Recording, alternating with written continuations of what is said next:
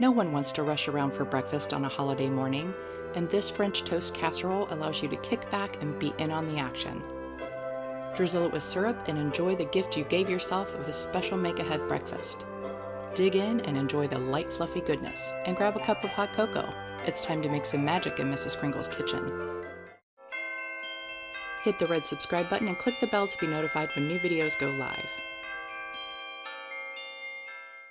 Spray a 9x13 pan with butter cooking spray, especially on the sides. Cut or tear sweet or challah bread into chunks or cut into cubes, and evenly distribute in the pan, making sure to fill in any gaps. In a medium-sized bowl, add 8 eggs, 2½ cups of milk, 3/4 cups of sugar, a teaspoon of cinnamon, and 2 teaspoons of vanilla. Whisk together until all of the ingredients are well combined. Pour evenly over the bread, making sure to coat every piece.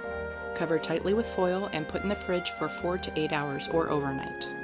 In a separate bowl, mix a 1/4 cup of flour, 1/2 teaspoon of cinnamon or allspice, 1/8 of a teaspoon of salt, 1/4 cup of brown sugar, and a 1/4 cup of cookie butter. Mix until combined. Add 1/2 stick of cold butter cubes and cut them into the dry mixture until it resembles large crumbs. A 1/4 cup of quick cook oats. Store in a bowl in the fridge until ready to bake.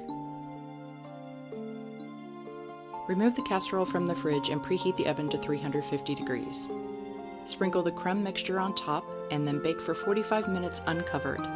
Then cover with foil and bake for 15 more minutes until set.